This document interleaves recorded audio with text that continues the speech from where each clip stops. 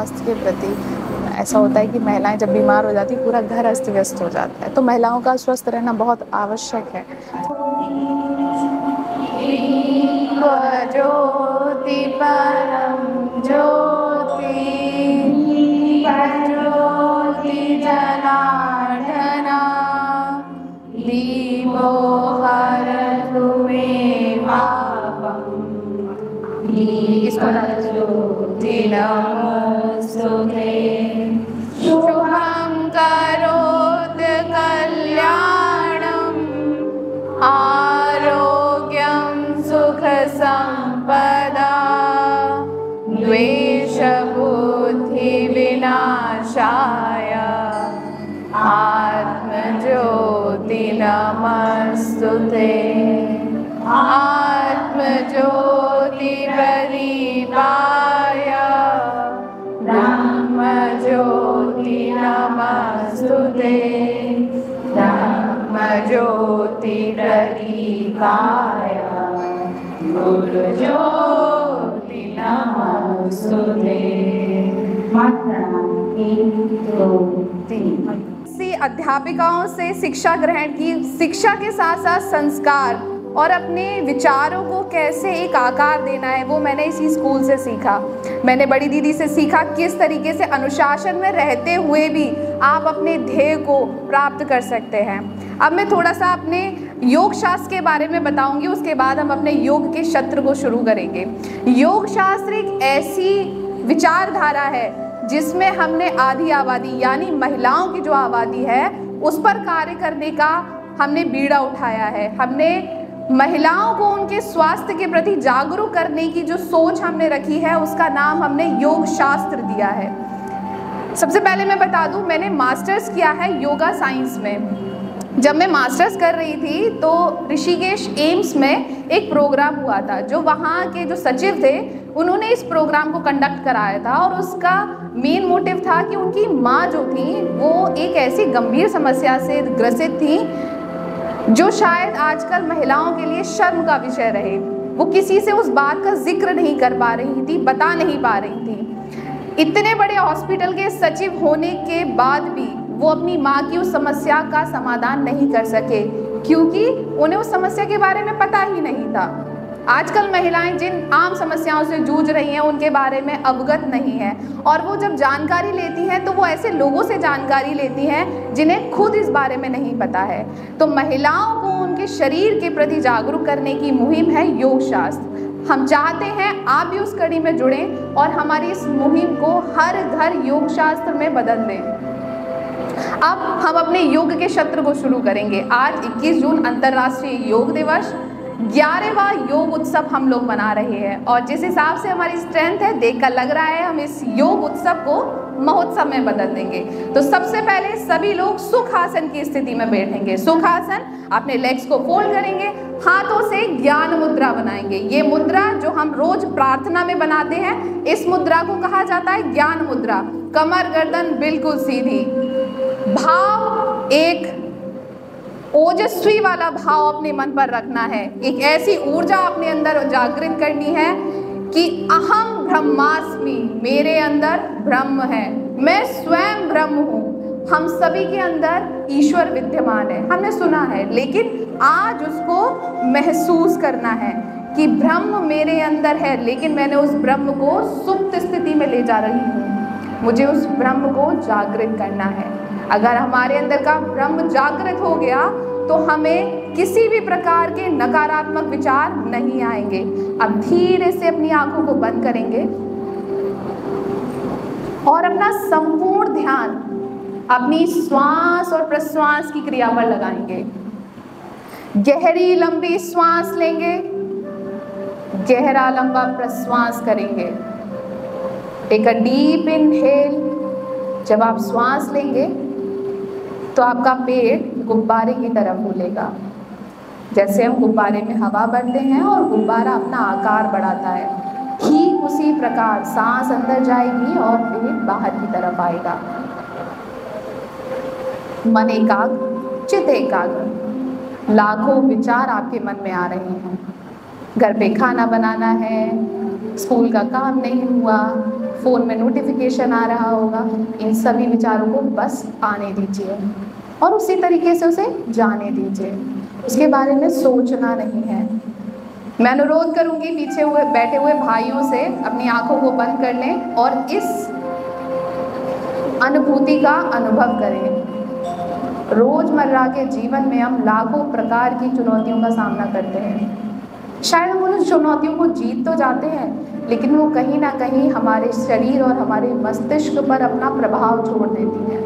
उस प्रभाव का पता हमें नहीं लगता जब तक वो किसी क्रोनिक डिसीज में बदल नहीं जाता। आंखें बंद, गहरी लंबी श्वास, गहरा लंबा प्रश्वास। 3 बार ओमकार का उच्चारण। आपके अंदर जितनी भी तथा है, जितनी क्षमता है, उस क्षमता के अनुसार आपको ओमकार का उच्चारण करना है। इस पूरे विद्यालय प्रांगण को ओमकारमय कर देना है। लेंगे गहरा लंबा श्वास।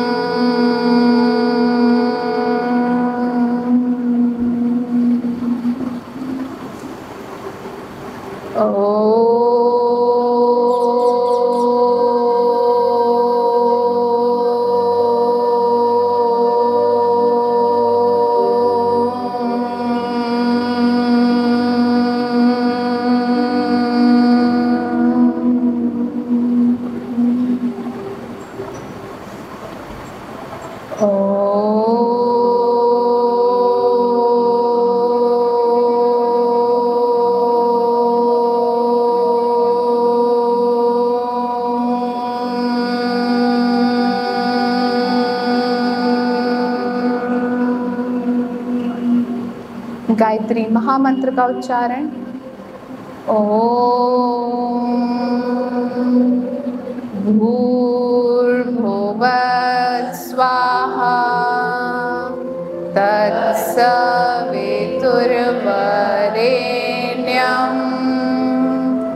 भर्गो देवस्य धीमहि धियो यो नः प्रचोदयात्।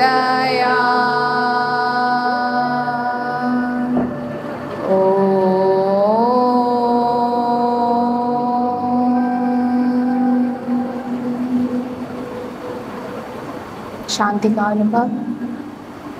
मंत्रोच्चारण के पश्चात आपके शरीर और मस्तिष्क में जिस प्रकार कंपन उत्पन्न हुए हैं, उस कंपन को महसूस कीजिए। ऊर्जा को महसूस कीजिए जो ऊर्ध्वगामी है, यानी नीचे से ऊपर की तरफ बह रही है। हर अभ्यास को आपको आनंद लेते हुए करना है। ये सोचकर नहीं करना है कि योग दिवस है और हमें किसी प्रोग्राम में खुद को रखना है। हमें उपस्थित रहना है वहाँ पर, शारीरिक और मानसिक रूप से। धीरे से अपनी आंख ज़्यादा सरल बनाया है। स्ट्रक्चर बहुत ज़्यादा कॉम्प्लेक्स है, लेकिन जो इसकी क्रियाविधि है वो बहुत ज़्यादा सिंपल है। ठीक है, तो किसी भी प्रकार का मेंस्ट्रुअल आपको डिस्कम्फर्ट हो, किसी प्रकार की कोई बीमारी हो, जिसको इर्रेगुलर पीरियड्स हो रहे हैं, बहुत ज़्यादा पीरियड्स हो रहे हैं, समय से नहीं हो रहे हैं, वो सारी समस्याएं इस एक अभ्यास से ठीक हो सकती हैं।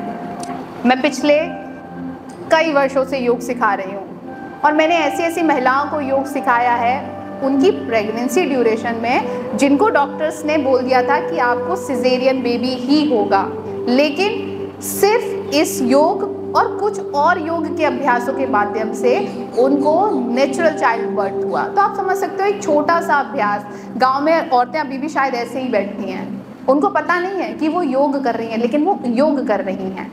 ठीक है, तो आप अपने पेल्विक एरिया को थोड़ा सा रिलैक्स करेंगे, स्पाइन को स्ट्रेट करेंगे, हाथों को क्लेंच करेंगे और अपने पंजों को पकड़ेंगे।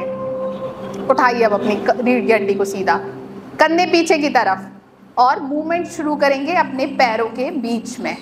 बटरफ्लाई, तितली बनना है। अभी पंछी बने थे, अब तितली बनना है। सारे जानवर बन जाएंगे आज।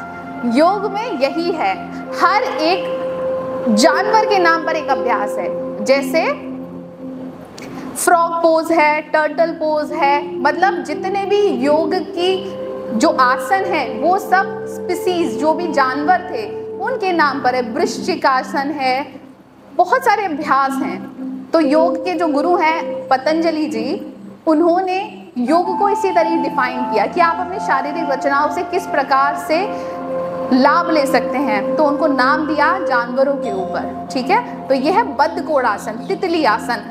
मैक्सिमम करेंगे, बहुत बढ़िया। ममता जी थोड़ा और ठीक से बैठिए, कमर सीधी, बहुत बढ़िया। ये अभ्यास वो अभ्यास मैं आपको करा रही हूँ जो किसी भी बीमारी से ग्रसित व्यक्ति कर सकता है।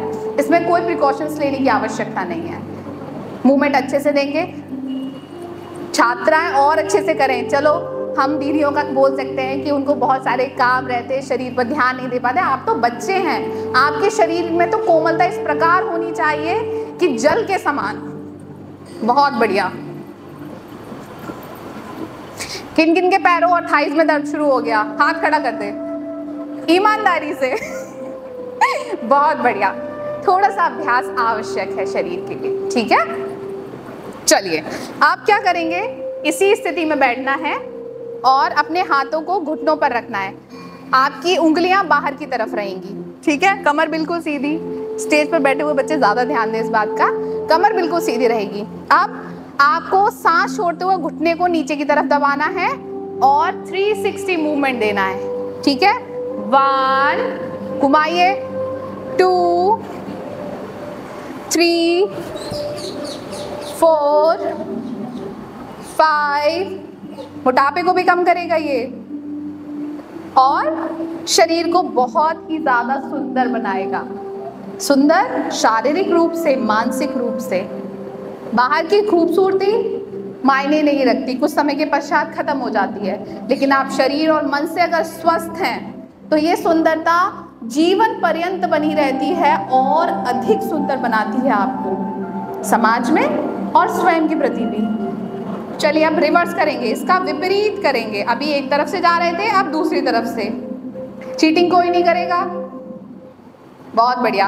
अगर आप चीटिंग कर रहे हैं तो आप अपने साथ चीटिंग कर रहे हैं, तो अपने साथ तो चीटिंग नहीं करनी चाहिए ना। चलिए बहुत बढ़िया, मुस्कुराते रहिए। सबसे बढ़िया बड़े भैया जी कर रहे हैं, केवल गर्दन हिल रही है, कुछ भी नहीं हिल रहा गर्दन के अलावा।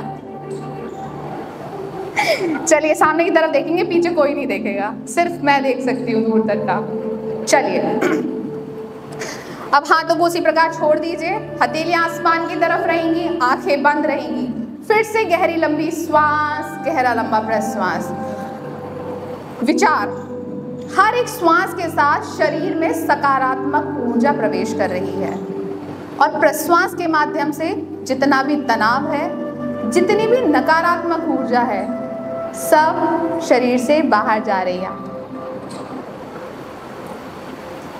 इस योग कक्षा में हमें सब कुछ सीखना है। श्वास कैसे लेते हैं, स्वयं पर संयम कैसे रखते हैं, क्रोध पर काबू कैसे रखते हैं। आंखें बंद, किसी की भी आंखें नहीं खुली रहेंगी। यहाँ से सबकी आंखें दिखाई दे रही हैं। हर एक श्वास मुझे ऊर्जावान और सकारात्मक बना रही है, रोग को दूर कर रही है और प्रश्वास के माध्यम से मैं अपने शरीर के सभी दोषों को मुक्त कर रही हूँ या कर रहा हूँ। मेरे द्वारा किया गया हर कार्य इस समाज, मेरे परिवार और मेरे प्रति सकारात्मक रहेगा। मैं कभी भी कोई ऐसा कार्य ना करूं जिसके द्वारा किसी के हृदय को क्षति पहुंचे, किसी के स्वाभिमान को क्षति पहुंचे, किसी के व्यक्तित्व को क्षति पहुंचे। मेरे द्वारा किया गया कार्य समाज के हित में होना चाहिए। ऐसा विचार, ये विचार सिर्फ आपके व्यक्तित्व का निर्माण नहीं करते, एक सभ्य समाज का भी निर्माण करते हैं।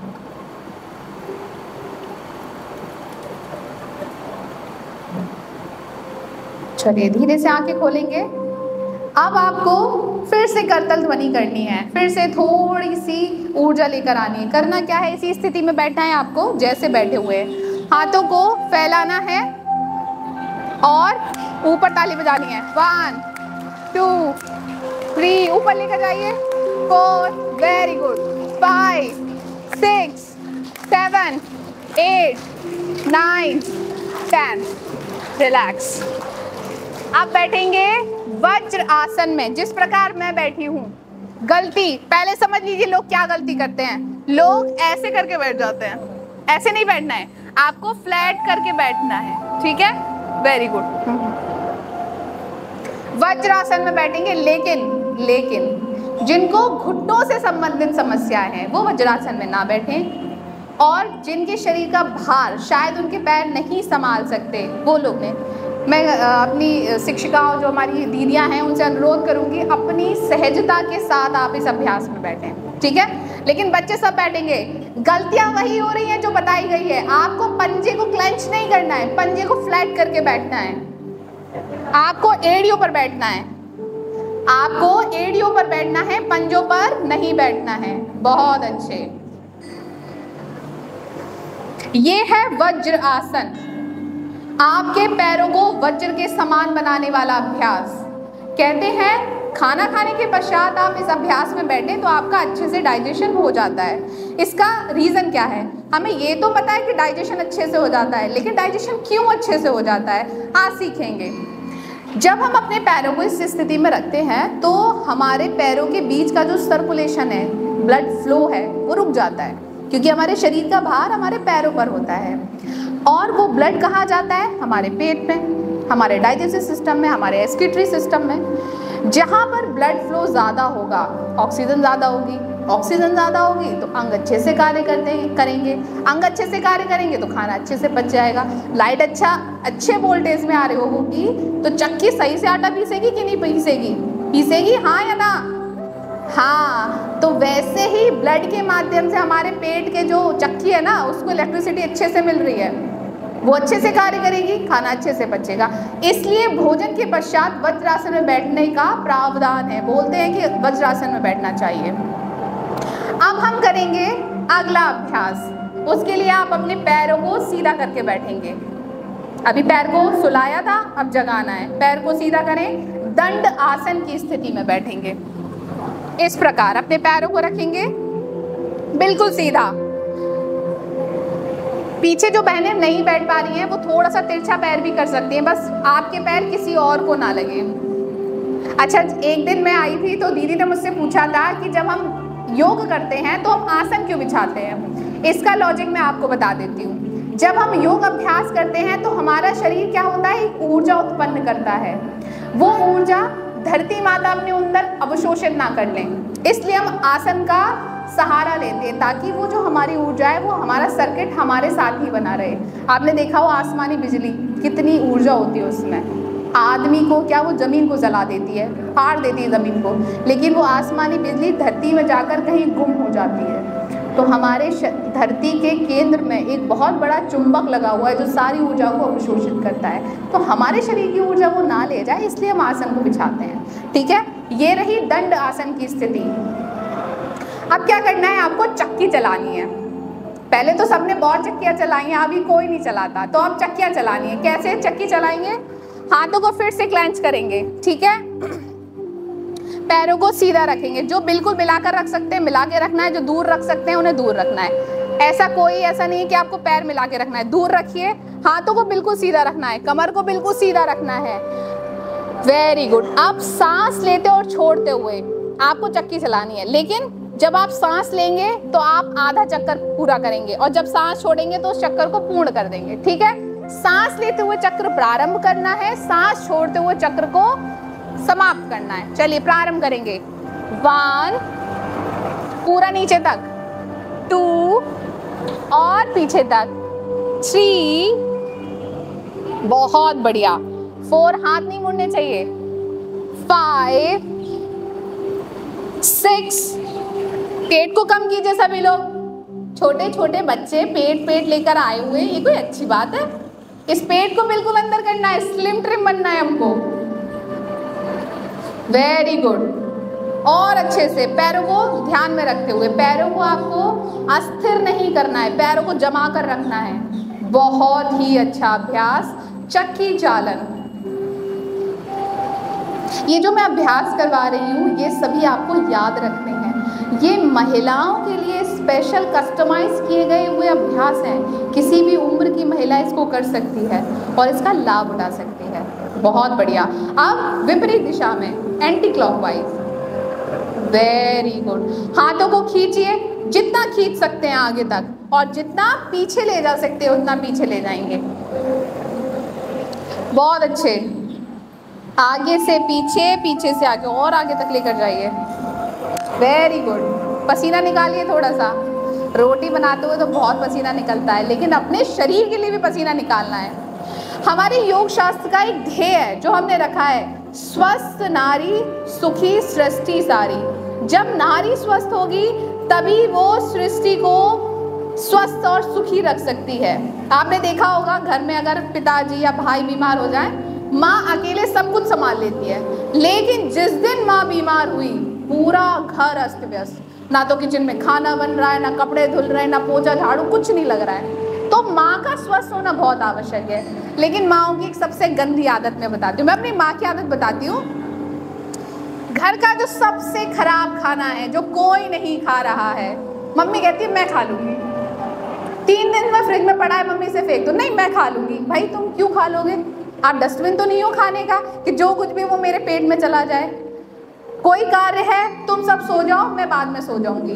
उनकी जिम्मेदारियां हैं, लेकिन उतना ही उनका स्वास्थ्य महत्वपूर्ण है। अगर माँ बीमार हो जाती है तो घर में हर कोई बीमार हो जाता है, लेकिन माँ तब समझती है जब बिल्कुल डॉक्टर के पास ही ले जाना पड़ता है और डॉक्टर कहता है इनको 3 महीने का बेड रेस्ट करना है। तब माँ की जान निकल जाती है कि अब मेरे घर का कैसे चालन होगा, कैसे चलेगा, कैसे रोटी बनेगी, कैसे कपड़े धुलेंगे। तो हमें पहले खुद को स्वस्थ रखना है, उसके बाद हम अपने घर और अपने समाज को स्वस्थ रख पाएंगे। ठीक है, तो अपना ध्येय क्या है? स्वस्थ नारी सुखी सृष्टि सारी। चलिए अब थोड़ा सा कठिन अभ्यास, अब तक बहुत सरल अभ्यास कर रहे थे, अब थोड़ा सा कठिन अभ्यास करेंगे। इसी स्थिति में बैठते हुए दंड आसन की स्थिति में सांस लेंगे, दोनों हाथ ऊपर करेंगे, सांस छोड़ेंगे, हाथों को पैरों की तरफ लेकर जाएंगे। ठीक है, सांस लेंगे ऊपर, सांस छोड़ेंगे नीचे, सांस लेंगे ऊपर, सांस छोड़ेंगे नीचे। Very good. सांस लेंगे ऊपर, सांस छोड़ेंगे नीचे, सांस लेंगे ऊपर और फोर्सफुली एक्सलेशन के साथ आगे की तरफ, यानी सांस को छोड़ना है, शरीर को आगे की तरफ फेंकना है। कमर की बहुत अच्छी एक्सरसाइज, पेट की बहुत अच्छी एक्सरसाइज, लेकिन जिनको सीवियर बैक पेन है वो थोड़ा इस अभ्यास से बचें। बहुत बढ़िया। अब अपने पंजे को पकड़ लेना है, पकड़ लीजिए, जो पकड़ सकते हैं पकड़ लें, नहीं पकड़ सकते जहां पर भी आपका हाथ आ रहा है वहां पर पकड़ लीजिए। लेकिन जितनी भी हमारी स्टूडेंट्स हैं, छात्राएं जितनी हैं, उन सबको पंजा पकड़ना है। ये सब जो भी थोड़ा सी लायबिलिटी है वो दीदियों के लिए है। ठीक है, आपको अपना पंजा पकड़ना है, कोहनियों को मोड़ना है और आगे की तरफ जाना है। जाइए, चलिए सभी लोग। बहुत बढ़िया। और कंधों को ऐसे नहीं करना है, कंधों को ऐसे सीधा रखना है, इस प्रकार से, ऐसे नहीं करना है, इस तरीके से रखेंगे और थोड़ा सा बेंड करेंगे। Very good. होल्ड करेंगे 1 2 3 4 5। रिलैक्स। अब बैठ जाइए फिर से बद्ध कोणासन की स्थिति में, फिर से बटरफ्लाई करेंगे। ठीक है, आपको अपने शरीर को फ्लेक्सिबल बनाना है। योग का मतलब ये कभी नहीं था कि आपका शरीर पतला हो। योग ने कभी कहीं नहीं लिखा है कि पतले होने के लिए योग कीजिए। योग है जीवन शैली, योग है जीवन जीने की कला और अपने शरीर को स्वस्थ बनाना। आपने देखा होगा जो नया पौधा होता है, ठीक है, वो पौधे को आप कहीं से भी कैसे भी ट्विस्ट कर देंगे, टूटेगा नहीं। ठीक है, जो वृक्ष होता है या जो थोड़ा सा ऐसा पौधा होता है, पेड़ होता है जो बढ़ने की स्थिति में होता है लेकिन कड़क हो जाता है, उसे आप तोड़ोगे तो वो टूट जाएगा। ऐसा ही हमारे शरीर के साथ है। अगर हमारा शरीर कड़क होता जा रहा है, यानी कि मुड़ने में आपको असहजता हो रही है, आपका शरीर मुड़ नहीं पा रहा है, तो ये अच्छे सिम्टम्स नहीं है, ये अच्छे साइन नहीं है। आपकी बॉडी को फ्लेक्सिबल बनना है। हड्डियों के साथ साथ आपके शरीर में मांस भी है, जो आपको लचीलापन देता है, आपकी मांसपेशियां आपको लचीलापन देती हैं। तो हमें हमारे शरीर को फ्लेक्सिबल बनाना है। आपने देखा होगा योग में जितने भी हैवी लोग होंगे वो अच्छे से योग कर पाएंगे, और पतले लोग होंगे उनको थोड़ी समस्याएं होती हैं। तो जितना भी मांस होता है या हमारी मांसपेशियां हैं वो हमें फ्लेक्सिबल बनाती हैं, और हमें उन्हें फ्लेक्सिबल बनाए रखना है। योग में बताया जाता है हमारे शरीर में 72,000 नाड़ियां हैं, 72,000, और उन नाड़ियों में प्राण का प्रवाह है। प्राण यानी कि ऑक्सीजन, प्राण का प्रवाह है। अब मैं उन नाड़ियों का आकार आपको बताती हूँ। मेरे या आपके बाल के 1,000वां हिस्सा इतनी पतली एक नाड़ी होती है। पूरे शरीर में नाड़ियों का जाल है, जैसे तंत्रिका तंत्र का जाल है, ठीक उसी प्रकार से आपके शरीर में नाड़ियों का जाल है। योग के माध्यम से हम उन 72,000 नाड़ियों को शुद्ध करते हैं, जिसमें प्राणायाम है, जिसमें अभ्यास, योग के अभ्यास हैं। उन नाड़ियों में अगर कभी कोई ब्लॉकेज होती है, अब बाल के समान है, नाली है, मान लीजिए नाली में कहीं रोड़ी आ गई तो क्या होता है, पानी रुकना शुरू हो जाता है, और वो जब पानी रुक जाता है तो वहाँ से स्मेल आना शुरू हो जाती है, गंदी बदबू आना शुरू हो जाती है और कचरा इकट्ठा हो जाता है। ठीक उसी प्रकार जब हमारी नाड़ियों में प्राण का प्रवाह रुक जाता है तो वहाँ पर क्या उत्पन्न होती है, बीमारी। कहते हैं ना कि अरे उन्होंने कभी शराब नहीं पी लेकिन उनका लिवर खराब हो गया, उन्होंने तो कभी दारू नहीं पी लेकिन उनकी किडनी खराब हो गई।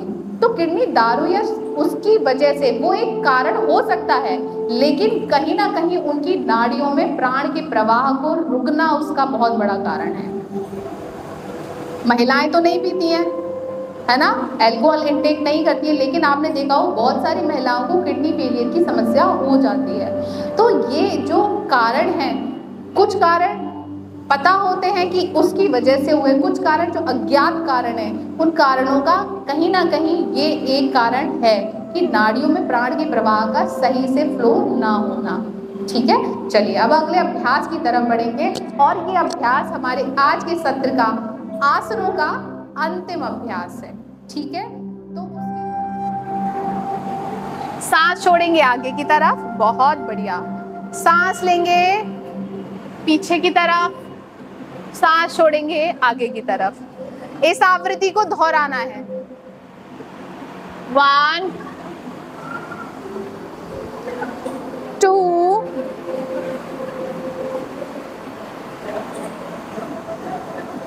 3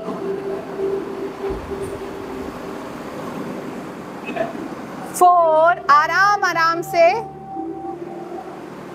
and last 5, relax, sit in vajrasana. Vajrasana में बैठेंगे। अब हमने अपनी कमर को पीछे की तरफ ट्विस्ट किया, अब हमें इसे आगे की तरफ भी ट्विस्ट करना है। तो क्या करेंगे, अपने हाथों को मैक्सिमम आगे की तरफ रखिए, और अगर आप बिल्कुल नीचे बेंड हो सकते हैं, बेंड हो जाइए, बिल्कुल नीचे अपना माथा जमीन पर लगा दीजिए। बहुत बढ़िया, लगा दीजिए, लगा दीजिए, देखना नहीं है, किसी को नहीं देखना है। अगर आप पड़ोसी को देखोगे आप कर नहीं पाओगे, तो अपने ऊपर ध्यान देंगे, अड़ोसी पड़ोसी किसी को नहीं देखना है। कमर बिल्कुल नीचे फ्लैट कर दीजिए, बेंड हो जाइए। हल्का सा कमर में खिंचाव महसूस हो सकता है, वो इसलिए है क्योंकि आपने अभी बैक बेंडिंग की। अब आपको फॉरवर्ड करना है, वेरी गुड। चलिए वापस आएंगे धीरे से। आप सुखासन में बैठेंगे, जिसमें हम सबसे पहले बैठे थे, जिसमें हमने प्रार्थना की थी। सीक्वेंस याद हुआ किसी को? किस किस को याद हुआ, हाथ खड़ा करें। किसी को याद नहीं हुआ। यही तो है आपकी अनुपस्थिति, मानसिक रूप से अनुपस्थिति। हमें नहीं ध्यान कहाँ से शुरू हुआ कहाँ खत्म हुआ।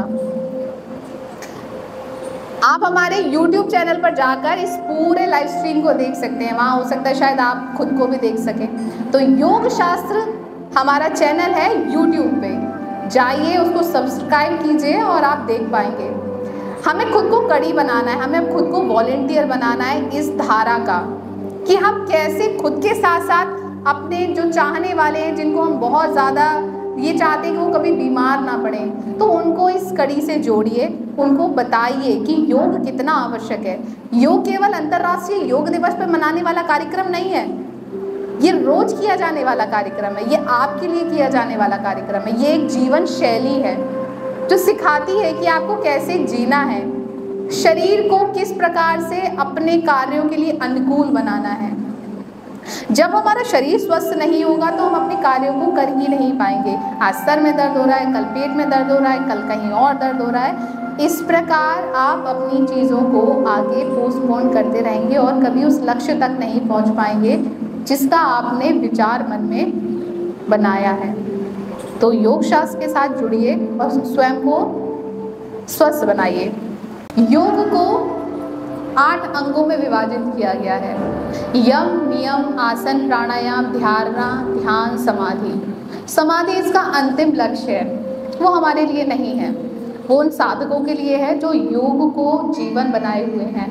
हम तो गृहस्थ जीवन में रहने वाले व्यक्ति हैं, हमारे लिए 3 ही अभ्यास काफ़ी हैं। सबसे पहले योग, प्राणायाम और ध्यान। पहला चरण हमने पूर्ण कर लिया आसनों का। आसनों के बाद हम जाएंगे प्राणायाम की तरफ। प्राणायाम प्राणों का आयाम। प्राण मतलब प्राणवायु, ऑक्सीजन। आयाम विस्तार करना। मैंने सबसे पहले शुरू में आपको बताया कि हम सांस तो जब से पैदा हुए धरती पर जैसे ही हमारे सांस लेना प्रारंभ कर दिया, लेकिन उस सांस को हम कितना सही प्रकार से शरीर के अंदर ले जा पा रहे हैं वो थोड़ा सा कई कारणों की वजह से हम नहीं कर पाते हैं। सबसे पहला कारण हमारे विचार और हमारा वेग, बहुत अधिक खुशी, बहुत अधिक क्रोध। जब हम क्रोधी होते हैं तो हमारा जो श्वास का जो क्रम है वो बहुत तीव्र हो जाता है। हम सीढ़ियाँ चढ़ते हैं तो क्रम बहुत तीव्र हो जाता है। अब हम क्या करते हैं, अपने इमोशंस को शरीर के अंदर स्टोर करना शुरू कर देते हैं। उसका सबसे बड़ा प्रमाण है हमारे शरीर की स्टिफनेस। अगर हमारे शरीर में स्टिफनेस बन रही है, लगातार बढ़ रही है, तो समझ लीजिए कहीं ना कहीं आप अपने भावों को अपने शरीर में एकाग्र कर रहे हैं, घर बनाने दे रहे हैं। महिलाओं की स्टिफनेस, उनके इमोशंस सबसे ज़्यादा यहाँ पर होते हैं, इसीलिए महिलाओं को कंधे और कमर की समस्या होती है। घर में सबकी मम्मियों को कंधों में दर्द होगा, सबकी मम्मियों को कमर में दर्द होगा। ये 2 स्थान है जहाँ महिलाएं अपने इमोशंस को स्टोर करती हैं। पुरुषों में ये स्तर थोड़ा सा कंधों से बढ़ते हुए पैरों और पेल्विस एरिया की तरफ है, इसलिए पुरुषों का पेल्विस एरिया बहुत टाइट हो जाता है, उनके पैर बहुत कड़क हो जाते हैं। ठीक है, तो हम प्राणायाम के माध्यम से अपने प्राण के प्रवाह को संतुलित करेंगे और सीखेंगे किस प्रकार से सांस लेनी है। प्राणायाम एक दिन का अभ्यास नहीं है, मैं आज आपको फिर से बताती हूँ। प्राणायाम सबसे पहले सिखाता है कि आपको सांस कैसे लेनी है, उसके पश्चात उस सांस के साथ आपको क्या करना है, वो प्राणायाम के अभ्यास हैं। जब हमें सांस लेना ही नहीं आएगा, हमें रास्ता ही नहीं पता है, तो हम किसी मंजिल तक कैसे पहुंचेंगे। ठीक है, तो सांस लेना प्रारंभ करेंगे। सबसे पहले आप अपने दाएं हाथ को पेट पर, बाएं हाथ को छाती पर रखेंगे। ठीक है, कमर गर्दन बिल्कुल सीधी। हम अपने लंग्स के माध्यम से, फेफड़ों के माध्यम से हवा को अंदर और बाहर करते हैं और वो रक्त के माध्यम से संपूर्ण शरीर में जाता है। लेकिन डायफ्राम एक और अंग है हमारे शरीर में जो पंपिंग का कार्य करता है, एक पंखे की तरह है, वो फूलता है और पिचकता है। वो हमारे पेट के ऊपरी हिस्से में होता है, तो हमें पेट को मैक्सिमम फुलाना है। ठीक है, चलिए पहले आप महसूस करेंगे कि आपका दायां हाथ जो सीधा हाथ है पेट पर है वो पूरा बाहर की तरफ आए और अंदर की तरफ आए। कुछ अभ्यासों में आपको ये जबरदस्ती करना पड़ेगा, फिर धीरे धीरे आपको इसकी आदत पड़ेगी। ठीक है, एक बार में ये नहीं होगा। चलिए, और मेंटली विजुलाइज कीजिए कि आपकी सांस कैसे नाक से अंदर जा रही है और कहाँ से होते हुए पेट तक जा रही है और फिर वैसे ही वो बाहर निकल रही है। बहुत ही एकाग्र होकर अपने इस अभ्यास को करेंगे। चलिए, सांस लेंगे और बाहर निकालेंगे, सांस लेंगे और बाहर निकालेंगे। अब धीरे से आंखों को बंद भी कर लीजिए। सांस लेंगे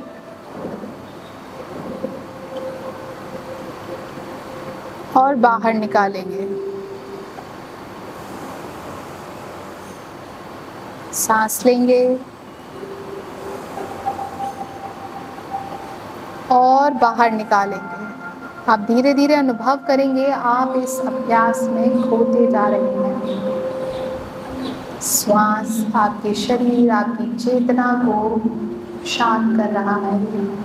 किसी भी प्रकार का कोई विचार अगर आ रहा है तो उसे आने दीजिए और उसे जाने भी दीजिए। उसके बारे में आपको सोचना नहीं है। मैं स्वस्थ हूँ, मैं निरोगी हूँ, मेरी श्वास ही मेरे लिए जीवनदायी है। मेरे जीवन को लंबा और स्वस्थ बनाने के लिए ये अमृत है। सांस जब ले रहे हैं तो ऐसा विचार कि सकारात्मक ऊर्जा शरीर के अंदर भर रही है और श्वास के शरीर से बाहर निकलते ही ऐसा अनुभव कि शरीर में जितने भी रोग हैं, जितनी भी व्याधि है, ईर्ष्या है, द्वेष है, सभी शरीर से बाहर जा रहा है। शरीर शांत और हल्का हो रहा है।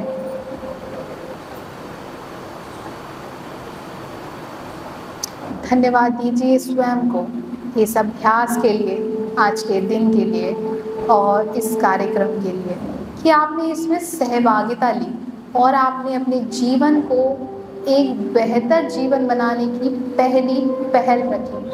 पहला कदम आपका आपके जीवन के प्रति। अब चेस्ट ब्रीदिंग करेंगे। अब आपको अपनी छाती को फुलाना है, पेट को नहीं फुलाना है, छाती को फुलाना है। अब जो हाथ आपका छाती पर है वो आगे और पीछे मूव करेगा।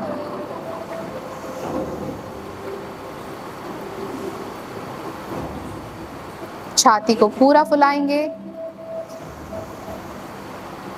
और नीचे की तरफ लेकर आएंगे।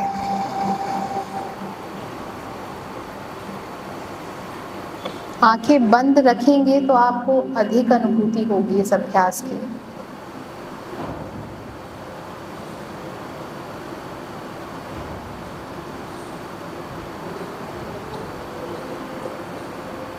इस शांति को अनुभव कीजिए। इतनी ही शांति आपको अपने विचारों में रखनी है, अपने मन में रखनी है।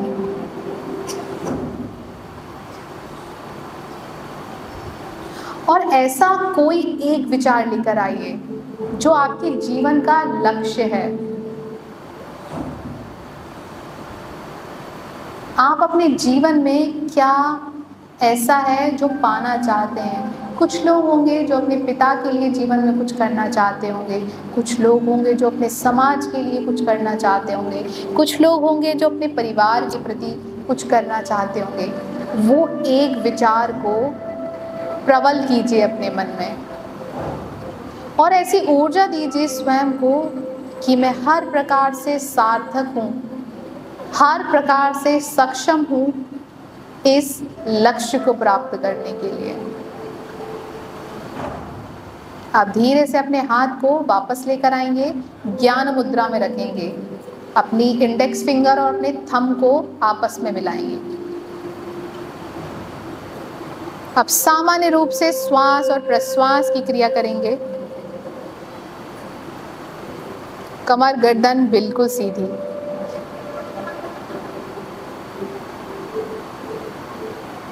आंखें बंद।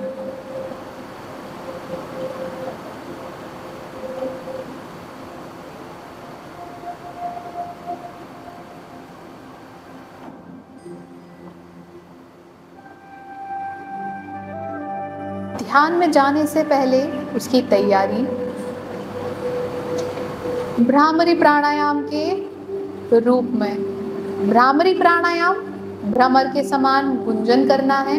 उसके लिए आप अपने अंगूठे से अपने दोनों कान बंद करेंगे और उंगलियों को आंखों पर रखेंगे।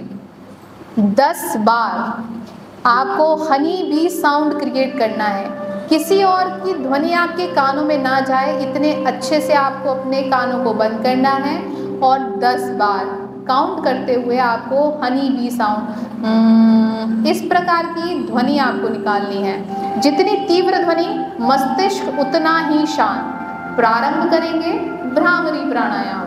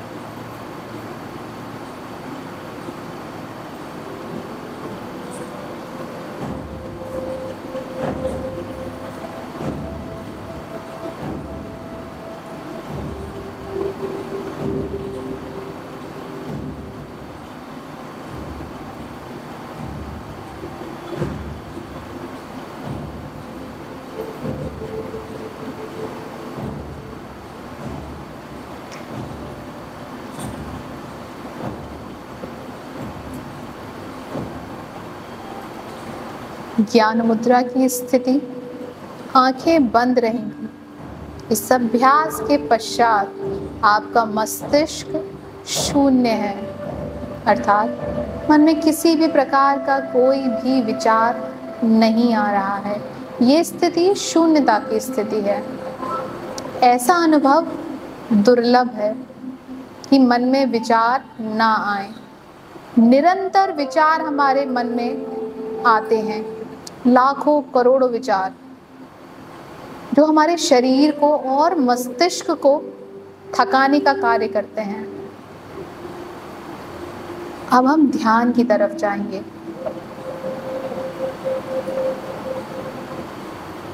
विचार, आप एक ऐसे स्थान पर हैं जहां पर पहाड़ों की ऊंची ऊंची श्रृंखलाएं हैं। नदियां कल कल की ध्वनि करती हुई बह रही हैं। पक्षी और सूर्य की किरणें आपके मुखमंडल को शोभायमान कर रही हैं। सूरज की पहली किरण आपकी गालों पर पड़ रही है और आंखों में एक सुनहरी चादर बिछ रही है। ठंडी ठंडी हवा आपके चेहरे को स्पर्श कर रही है। प्रकृति का ऐसा सौंदर्य आपको मोहित कर रहा है। महसूस करेंगे कि आपके पैरों में उस नदी का शीतल जल स्पर्श कर रहा है और उसकी शीतलता आपको अनुभव हो रही है।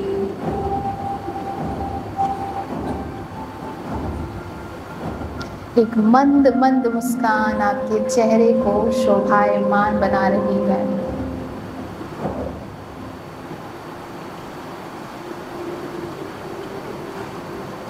इस संसार में मैं और मेरी आत्मा सबसे खूबसूरत है।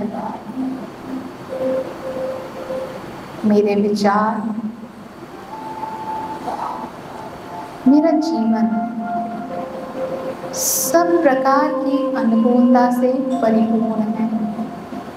धन्यवाद देंगे ईश्वर का उस हर चीज के लिए जो आपके पास है, इस शरीर के लिए जो स्वस्थ है, आपके परिवार के लिए जो हर प्रकार की सुख सुविधाओं को उपलब्ध कराते हैं, आपके माता पिता के लिए, आपके गुरुओं के लिए, हर उस वस्तु के लिए जिससे आपको सुख की अनुभूति हुई। अपने जीवन की किसी एक ऐसी घटना को याद कीजिए जिसने आपके जीवन को सबसे अधिक सुख की अनुभूति कराई। उस विचार को प्रबल कीजिए। मन शांत है, शरीर शांत है और हम भी शांत हैं, हमारे विचार भी शांत हैं।